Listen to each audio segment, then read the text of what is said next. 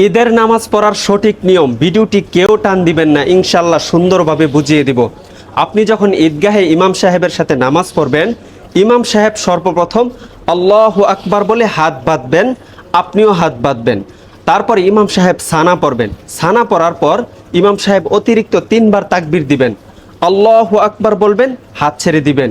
দ্বিতীয়বার আল্লাহু আকবার বলবেন, হাত ছেড়ে দিবেন। তৃতীয়বার আল্লাহু আকবার বলবেন, হাত বেঁধে নেবেন। হাত বাঁধার পর ইমাম সাহেব সূরাতুল ফাতিহা এবং অন্য আরেকটি সূরা মিলাবেন। তারপরে রুকুতে যাবেন, সিজদা করবেন, প্রথম রাকাত কমপ্লিট করবেন।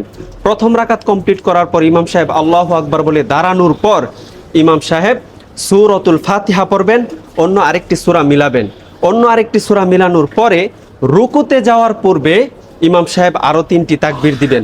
আল্লাহু আকবার বলবেন, হাত ছেড়ে দিবেন। দ্বিতীয়বার আল্লাহু আকবার বলবেন, হাত ছেড়ে দিবেন। তৃতীয়বার আল্লাহু আকবার বলবেন, হাত ছেড়ে দিবেন।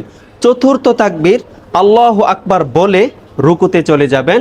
তারপরে রুকুর তাসবিহ পড়বেন, রুকু কমপ্লিট করবেন, সিজদাতে যাবেন, সিজদা কমপ্লিট করার পর ডানে বামে সালাম ফিরিয়ে নামাজ শেষ করবেন। এই ভিডিওটি সর্বোচ্চ শেয়ার করবেন যেন সবাই ঈদের নামাজ সম্পর্কে জানতে পারে, আপনিও সওয়াব পাবেন ইনশাআল্লাহ।